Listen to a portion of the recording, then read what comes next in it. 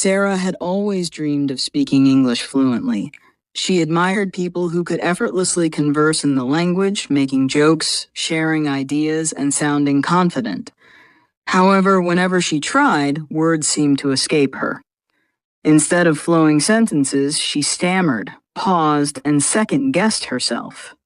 It wasn't that she didn't know the language, she had been studying it for years, but something was holding her back. One day, while walking through the market, Sarah saw a sign that read, "Improve your English. Join our spoken English club today." Intrigued, she decided to step inside. The room was lively, filled with people of different ages and backgrounds, all conversing in English. A man named Josh, the club organizer, greeted her warmly. "Welcome, Sarah. We're glad you're here. Tell me, why do you want to join us?" Josh asked. "I want to speak fluently," Sarah said hesitantly. "But I feel stuck. I've tried everything, grammar books, vocabulary lists, and even online courses, but nothing works." Josh smiled. "You're not alone. Many people struggle with fluency, but the reasons aren't always what you think. Let's figure it out together." Sarah joined the club and began attending sessions regularly.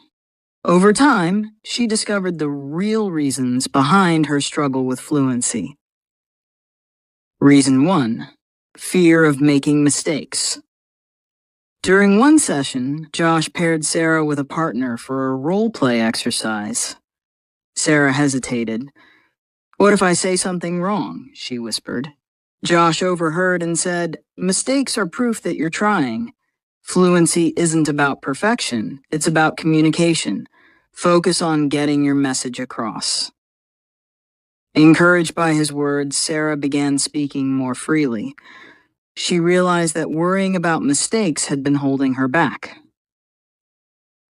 Reason 2. Lack of practice. Sarah also realized she hadn't been practicing enough. She had been consuming English passively, watching movies, reading books, but rarely speaking. Josh emphasized the importance of active practice. "You have to speak to become fluent," he said. "Talk to yourself, join conversations, and don't wait for the perfect moment."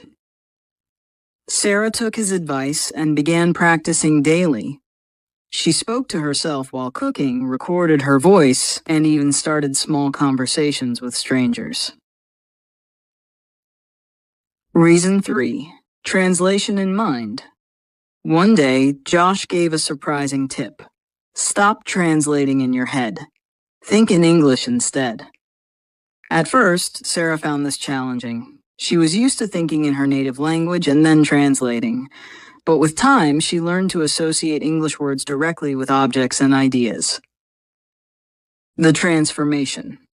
Months passed, and Sarah noticed a remarkable change. She could now express her thoughts more clearly and confidently. Her sentences flowed, and she even started using idioms and expressions naturally. One evening, as she stood in front of the group to share her story, Sarah said, "I've learned that fluency isn't just about knowing the language, it's about using it without fear. The more you practice, the better you get. And it's okay to make mistakes. That's how we grow." The room erupted in applause. Sarah smiled, knowing she had finally overcome her struggle. Moral: fluency isn't about perfection, it's about consistent practice, courage to make mistakes, and thinking in the language you want to speak. Keep practicing, and fluency will follow.